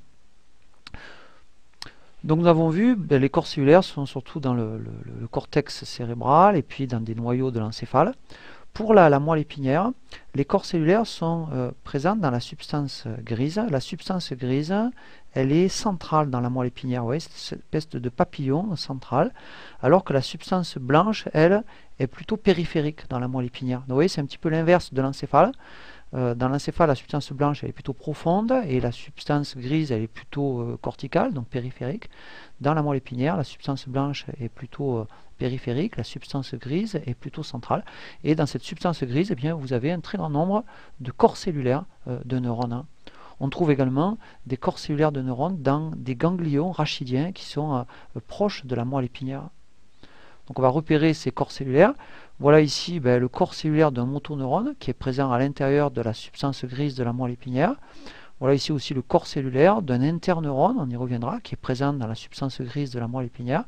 Et puis voilà un autre corps cellulaire qui est présent, alors non plus dans la substance grise, mais dans un ganglion rachidien qui est en connexion, qui est proche de la moelle épinière, qui fait partie en fait non plus du système nerveux central, mais du système nerveux périphérique. Donc, où sont les corps cellulaires des neurones dans le système nerveux? Ils sont surtout situés dans le système nerveux central, c'est-à-dire encéphale et moelle épinière, où ils sont protégés par les os crâniens et par les os de la colonne vertébrale. Et on retiendra que ces corps cellulaires sont très nombreux dans la substance grise que nous avons vue est centrale dans la moelle épinière, mais qui est plutôt périphérique pour le cortex cérébral. Alors il existe aussi quelques corps cellulaires dans le système nerveux périphérique. Ils sont regroupés dans ce qu'on appelle les ganglions rachidiens ou ganglions spinaux, que nous avons vu être situés près de la moelle épinière. On a terminé la présentation des corps cellulaires. Quelques mots sur les prolongements neuronaux, c'est-à-dire les prolongements des corps cellulaires des neurones. Question 16. Quels sont les deux grands types de prolongements neuronaux? Alors voilà ici une schématisation d'un neurone. Vous avez le corps cellulaire avec son noyau dont j'ai parlé tout à l'heure. Et émergeant de ce corps cellulaire, vous avez deux grands types de prolongements neuronaux, deux grands types en fait de formation cytoplasmique prenant naissance dans le corps cellulaire et se prolongeant ici à partir de ce corps. Alors ces deux types de prolongements sont d'une part les dendrites, vous voyez un très grand nombre de dendrites ici pour ce neurone, et puis ici un axone qui est un prolongement long, vous voyez ici par rapport aux dendrites, et nous verrons que les dendrites et les axones sont des prolongements qui diffèrent autant par leur structure que par leurs propriétés fonctionnelles, notamment que par les propriétés fonctionnelles de leur membrane. Voilà ici le schéma d'un neurone avec son corps cellulaire, d'où émergent des prolongements courts qu'on appelle les dendrites, qui sont des structures réceptrices, et puis un prolongement long qu'on appelle l'axone, qui est une structure conductrice qui va notamment émettre et ensuite propager les potentiels d'action. Donc quels sont les deux grands types de prolongements neuronaux? Ce sont d'une part les dendrites et d'autre part l'axone. Où se situent les prolongements neuronaux dans le système nerveux? Comme nous l'avons vu tout à l'heure, on avait vu la localisation des corps cellulaires, mais où se situent les prolongements neuronaux à l'échelle de notre système nerveux? Alors en fait, les prolongements neuronaux, notamment les axones dont nous avons parlé il y a un instant, sont présents dans le système nerveux central. Le système nerveux central contient donc à la fois les corps cellulaires, que nous avons vu tout à l'heure, mais aussi les prolongements des neurones. Et les prolongements de ces neurones vont former les différents faisceaux, les différents tractus du système nerveux central, les différentes voies descendantes de la motricité qu'on a vu tout à l'heure, ou ascendantes de la sensibilité que nous avions évoqué tout à l'heure. Et on retiendra donc que dans le système nerveux central, il y a non seulement des corps cellulaires, mais aussi des prolongements de ces corps cellulaires, formant finalement les faisceaux, les tractus, qui sont en fait des regroupements de prolongements neuronaux ascendants ou descendants dans notre système nerveux central. Alors, le système nerveux périphérique est également composé de prolongements neuronaux, puisque le système nerveux périphérique, vous vous rappelez, à l'exception des ganglions, eh bien, est formé exclusivement de ces prolongements neuronaux. Le système nerveux périphérique, ce sont les nerfs, et vous avez ici représenté notamment les 31 paires de nerfs rachidiens, qui sont donc tous constitués par des regroupements de prolongements neuronaux mettant en connexion, on l'a dit, les différents organes avec le système nerveux central. Donc où sont présents les prolongements neuronaux, notamment les axones? Eh bien, ils sont présents dans le système nerveux central, qui contient donc à la fois les corps cellulaires, mais les prolongements aussi de ces corps cellulaires. Et puis le système nerveux périphérique, sauf les ganglions, notamment ganglions rachidiens qui contiennent eux des corps cellulaires, le système nerveux périphérique est composé de prolongements neuronaux. Les regroupements de ces prolongements forment des faisceaux ou des tractus dans le système nerveux central, et ils forment des nerfs dans le système nerveux périphérique, les nerfs du système nerveux périphérique. Comparez la structure et la fonction des deux types de prolongements d'un neurone, par exemple d'un neurone moteur. Alors voilà ici représenté un motoneurone, et vous avez d'une part, encadré ici en rouge, les dendrites qui sont des prolongements courts, fins, ramifiés, qui sont en grand nombre. On peut avoir des milliers de dendrites ici sur un même motoneurone. Ces dendrites vont former la structure réceptrice du neurone dont je parlais tout à l'heure, et grâce à ce très grand nombre de dendrites, bien même corps cellulaire va pouvoir recevoir un très grand nombre de signaux qui parviennent en fait d'autres neurones. Ça représente finalement ces dendrites une grande surface membranaire de contact avec les autres neurones. Ces dendrites vont transmettre des signaux qui sont des signaux particuliers. On verra que ce sont des potentiels gradués et non pas des potentiels d'action. On dira aussi des potentiels électrotoniques qui sont des signaux de courte portée et qui vont être acheminés vers le corps cellulaire et vers la zone tout à fait initiale de l'axone. ces dendrites ne sont pas recouverts de myéline. Ce sont des prolongements donc non myélinisés. On va résumer les caractéristiques donc des dendrites. Ce sont des prolongements courts, fins, ramifiés. Ils sont présents en très grand nombre. Ils ne sont pas myélinisés. On verra contrairement à certains axones. Ils forment la structure de réception du neurone. Ils transmettent des potentiels qu'on appelle des potentiels gradués, qui ne sont pas des potentiels d'action, qui sont des signaux bioélectriques de courte durée et qui seront propagés vers le corps cellulaire du neurone. Deuxième type de prolongement, l'axone du motoneurone ici. Alors l'axone, c'est un prolongement unique ici pour ce motoneurone. Il provient d'une région particulière qui est le tout début de l'axone, qui est une région conique de la fin du corps cellulaire et du début de l'axone. Cette région, on l'appelle le cône axonique. On dit aussi le cône d'implantation. On peut dire aussi le segment initial, puisque c'est le point d'initiation de l'axone. Et on dit aussi que c'est la zone gâchette. C'est le lieu en fait d'où vont partir, non pas les balles du fusil, mais les potentiels d'action de l'axone. Alors ces axones forment en fait ce qu'on appelle les fibres nerveuses. On dit parfois les neurofibres. Ce sont eux qu'on a vus dans notamment les voies descendantes ou ascendantes du système nerveux central. L'axone va non seulement générer les potentiels d'action, mais il va ensuite les transmettre jusqu'à la terminaison axonale, ici. L'axone est donc la structure conductrice du neurone. Donc les dendrites, c'était la structure réceptrice, l'axone, la structure conductrice. Et puis à l'intérieur de l'axone, vous avez aussi un transport vésiculaire qu'on appelle le transport axonal, qui permet à des vésicules, par exemple produites au niveau du corps cellulaire, d'être déplacées jusqu'à la terminaison de l'axone. Vous avez aussi un déplacement possible d'organites dans le sens opposé. Vous avez donc un transport axonal qui se fait à l'intérieur de ce prolongement. Donc l'axone, que j'appellerai AX, ou fibre nerveuse, c'est un prolongement qui est issu du cône axonique, qu'on appelle cône d'implantation, ou segment initial, ou zone gâchette, qui est à la fois le lieu de genèse des potentiels d'action, mais aussi le lieu de conduction des potentiels d'action. Il va conduire ces potentiels jusqu'à la terminaison de l'axone. Certains axones, comme par exemple l'axone représenté ici, certains axones peuvent émettre quelques ramifications latérales qui forment avec l'axone des angles qui sont plus ou moins des angles droits. Ces ramifications, on les appelle les collatérales de l'axone. Et on aura l'occasion d'évoquer le rôle de ces collatérales quand nous verrons notamment les systèmes de rétrocontrôle. Et puis la terminaison de l'axone va former des ramifications terminales, un peu comme les racines d'un arbre aussi, et ces ramifications terminales forment ce qu'on appelle l'arborisation terminale, que nous reverrons quand on étudiera la transmission synaptique. Les axones peuvent également être myélinisés.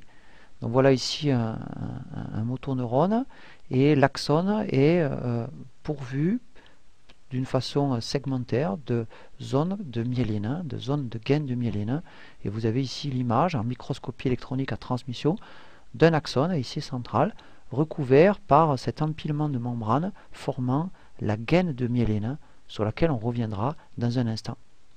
Donc certains axones peuvent former des ramifications latérales, qu'on appelle les collatérales. La terminaison axonale forme des ramifications terminales, qu'on appelle l'arborisation terminale. Et enfin, les axones peuvent être myélinisés. Nous en reparlerons dans un instant. Le bouton synaptique. Question 19. Qu'est-ce que c'est qu'un bouton synaptique et quel est son rôle? Alors voilà ici un schéma qui représente la terminaison de l'axone, d'une ramification axonale. Et tout à fait à l'extrémité des ramifications axonales, vous avez une zone qui est dilatée, un peu comme un bouton, qu'on appelle le bouton synaptique. Et cette zone dilatée, on l'appelle aussi le bouton terminal. Cette dilatation terminale d'une branche de l'axone est associée en fait à une autre cellule un autre neurone, par exemple ici, mais ça peut être associé par exemple à une fibre musculaire, si c'est le cas d'un motoneurone qui entre en contact avec une fibre musculaire, et la zone de contact entre le bouton synaptique et puis une autre cellule forme ce qu'on appelle la synapse, qu'on étudiera dans la deuxième vidéo consacrée au système nerveux. Alors à l'intérieur de ce bouton synaptique, il y a de très nombreuses vésicules qui contiennent des molécules de neurotransmetteurs, et ces molécules seront libérées au moment où va fonctionner cette synapse. Donc le bouton synaptique, c'est en quelque sorte la structure de sécrétion du neurone, et les potentiels d'action qui vont arriver dans la partie terminale de l'axone vont déclencher la libération à l'extérieur de molécules du neurotransmetteur, lesquelles vont aller contrôler ensuite l'activité de la cellule qui est au contact de ce bouton. Voilà ici un schéma du bouton synaptique. Donc voilà ici, on est dans l'extrémité dilatée d'une ramification terminale de l'axone. On a dans cette zone qu'on appelle le bouton synaptique, bien des mitochondries, de très nombreuses vésicules de neurotransmetteurs qui pourront être libérées dans une zone qu'on appelle la fente synaptique, et ces molécules de neurotransmetteurs pourront ensuite agir sur la membrane de l'élément postsynaptique. Nous étudierons ça en détail dans le fonctionnement des synapses. Donc vous voyez, sur ce schéma, on avait vu tout à l'heure les dendrites, structure de réception, l'axone, structure de conduction. Et bien maintenant, nous voyons que les boutons synaptiques qui sont représentés ici représentent en fait la structure de sécrétion du neurone, celle qui va sécréter, qui va libérer les neurotransmetteurs. Donc pour résumer, le bouton synaptique, que j'appellerai BS, c'est la dilatation terminale d'une branche de l'axone. Elle est accolée à une autre cellule, notamment un neurone, mais ça peut être aussi une cellule musculaire, ce qui forme une synapse. Le bouton synaptique contient de très nombreuses vésicules synaptiques qui contiennent chacune de très nombreuses molécules de neurotransmetteurs. Le rôle du bouton synaptique, qui était la deuxième partie de la question 19, il constitue la structure sécrétrice du neurone. Les potentiels d'action vont déclencher la libération à l'extérieur du bouton synaptique de molécules de neurotransmetteurs, que j'appellerai NT, qui vont activer ou inhiber, ça nous le reprendrons, la cellule qui est au contact de ce bouton. Quelques mots sur la myélinisation de l'axone par les cellules gliales. Question 20. Qu'est-ce que la gaine de myéline? Alors la gaine de myéline, c'est cette enveloppe blanchâtre qui va envelopper de façon périodique l'axone d'un certain nombre de neurones. Alors cette gaine de myéline que vous avez visible ici en microscopie électronique sur une coupe transversale de l'axone est une zone constituée en fait par un empilement de membranes. En effet, ce sont des cellules gliales qui s'entourent autour de l'axone et qui par empilement membranaire vont former ces segments de gaine de myéline. On voit que le long de l'axone, la myéline est une enveloppe qui est segmentée, c'est-à-dire elle n'est pas continue, il y a des zones sans myéline le long de l'axone, et puis on peut noter que tous les neurones ne sont pas myélinisés, il y a de très nombreux neurones qui sont myélinisés, mais certains en sont dépourvus. En général, quand vous avez des neurones très longs ou de diamètre important, très souvent chez l'homme, ces neurones sont constitués par des gaines de myéline. Cette gaine de myéline, c'est un empilement de membrane. Comme la membrane, c'est surtout, vous vous rappelez, des phospholipides, la nature chimique principale de la gaine de myéline, c'est en fait des lipides. Elle est de nature lipidique. Donc la gaine de myéline, c'est une enveloppe blanchâtre, riche en lipides, qui a un caractère non continu le long de l'axone, et qui recouvre les axones de très nombreux neurones, en particulier lorsqu'ils sont très longs et lorsque, par exemple, ils sont de diamètre important. Question 21. Quels sont les trois rôles de la gaine de myéline? Alors cette gaine de myéline va, dans un premier temps, protéger les axones, qui sont représentés ici en vert, puisqu'elle les enveloppe. Elle a aussi un rôle isolant, elle est de nature lipidique, et elle a un rôle d'isolant électrique. Donc ça va par exemple isoler électriquement les axones les uns vis-à-vis des autres. Et puis cette gaine de myéline va aussi accroître la vitesse de transmission des potentiels d'action.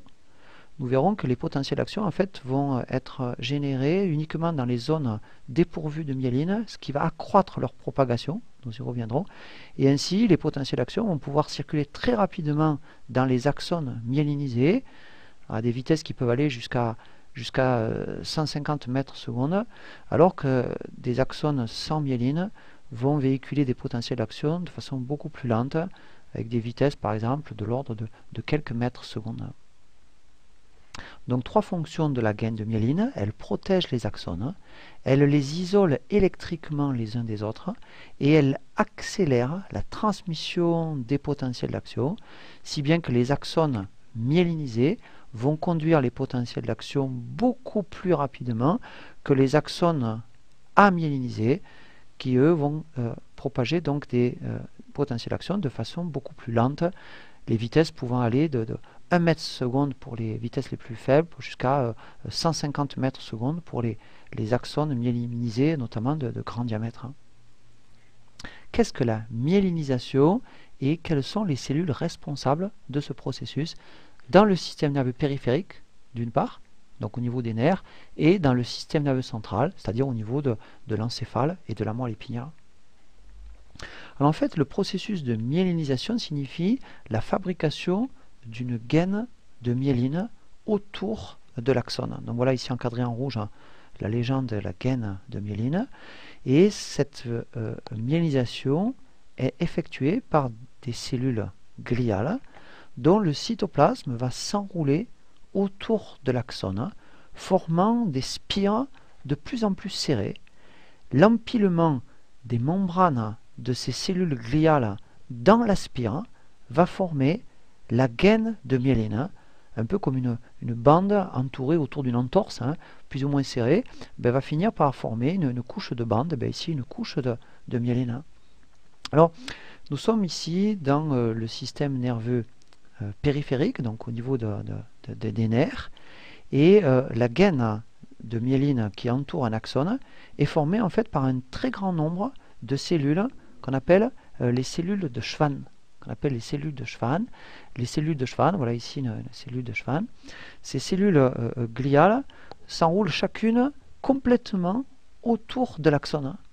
Et en fait, le cytoplasme de la cellule de Schwann est expulsé d'entre les couches de membrane, si bien qu'on va avoir pour chaque portion de gaine de myéline une cellule complète qui s'est complètement entourée autour de l'axone, et vous avez ici encore visible le noyau d'une cellule de Schwann dans le cytoplasme qui est complètement repoussé vers l'extérieur. La zone sans myéline comprise entre deux cellules de Schwann, on l'appelle le nœud de Ranvier, et ce sont les zones justement où pourront être générés des potentiels d'action. Donc qu'est-ce que c'est que la myélinisation? La myélinisation, c'est la fabrication d'une gaine de myéline autour de l'axone. Cette myélinisation est effectuée par des cellules gliales dont le cytoplasme s'enroule autour de l'axone, formant des spires très serrées. L'empilement des membranes de ces cellules gliales forme la gaine de myéline. Alors ce processus de myélinisation n'est pas tout à fait comparable dans le système nerveux périphérique et dans le système nerveux central. Je reprends ici dans le système nerveux périphérique.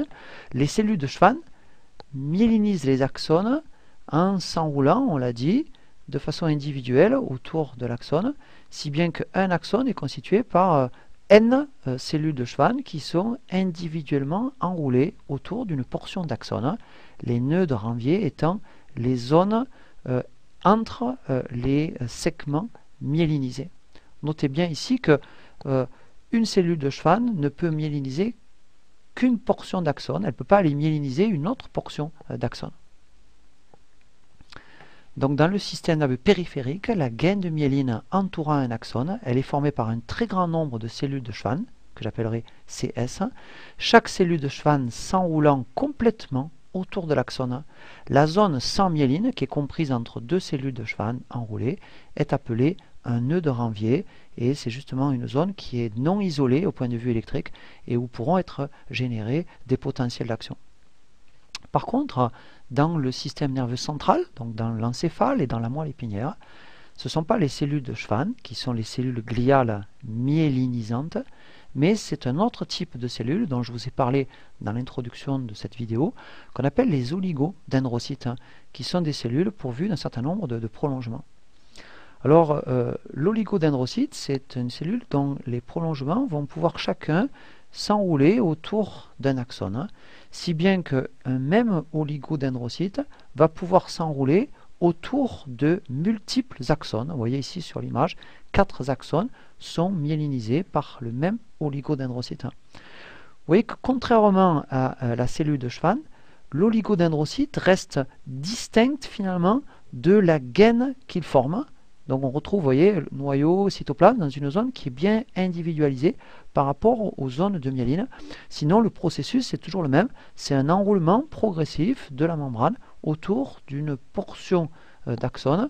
Et évidemment, un axone sera constitué par plusieurs portions de myéline, chacune étant formée par des oligodendrocytes du système nerveux central. Et donc on aura toujours des nœuds de Ranvier, des zones sans myéline, entre les segments de myéline des axones du système nerveux central.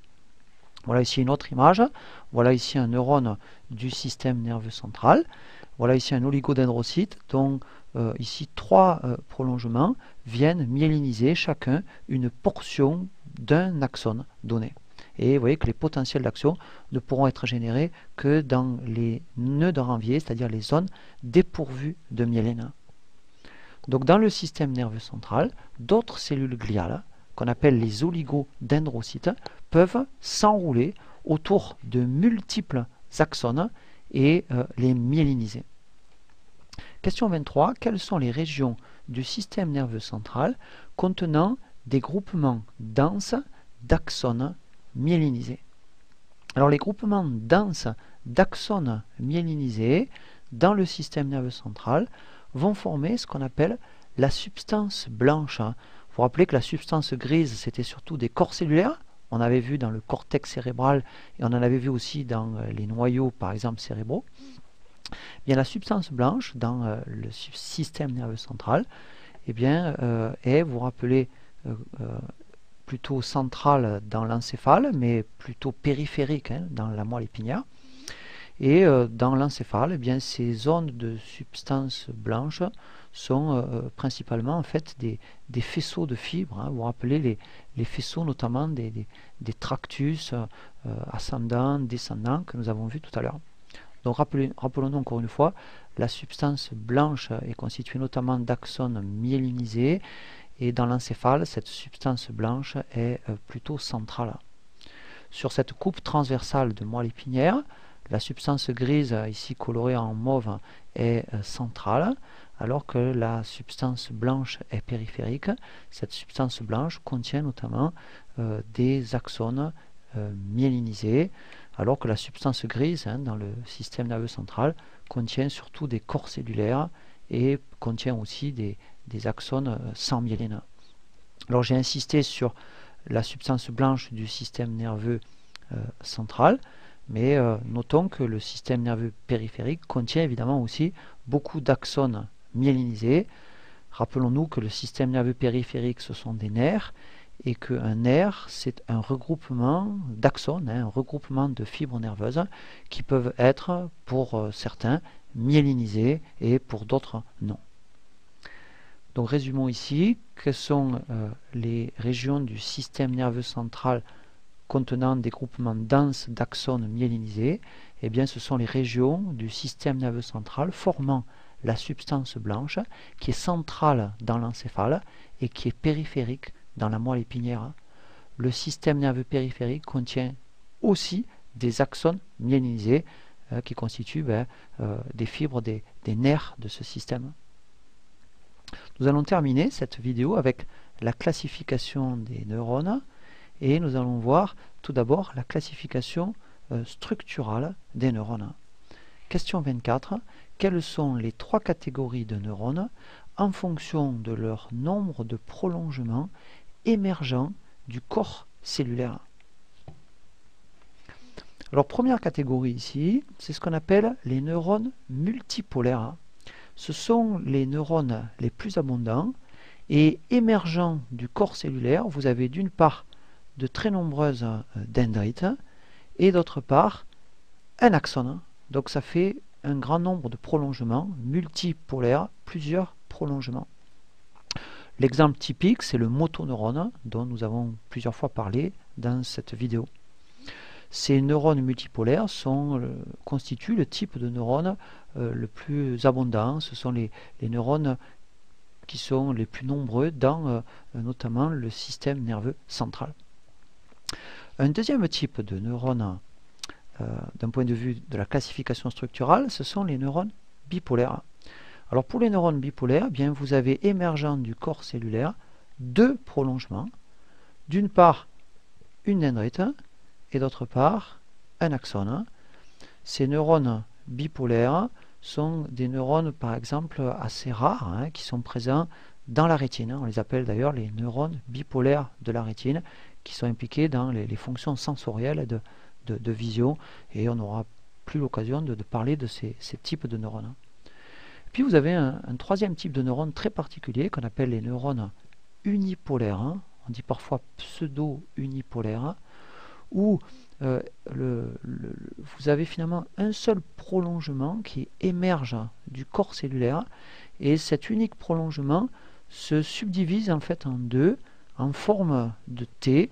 On dit parfois aussi de ces neurones que ce sont les neurones en T, parce que le prolongement, qu'on peut appeler un axone, est un axone en T, avec finalement deux portions qui ont des fonctions différentes. Le prolongement périphérique, celui qui vient en fait des dendrites et qui va vers le corps cellulaire, est un prolongement qui va amener notamment des informations sensitives vers le corps cellulaire. Et puis ensuite, le prolongement central va amener des informations toujours sensitives, mais vers le système nerveux central. Ces neurones, ce sont en fait essentiellement les neurones sensitifs que l'on trouve dans le système nerveux périphérique, avec ici, au niveau de leur dendrite, eh bien, la localisation, c'est au niveau des récepteurs sensoriels, par exemple au niveau on est par exemple au niveau de la peau. Et puis ensuite, le corps cellulaire va se trouver pour ces neurones sensitifs dans les ganglions rachidiens qui sont proches de la moelle épinière.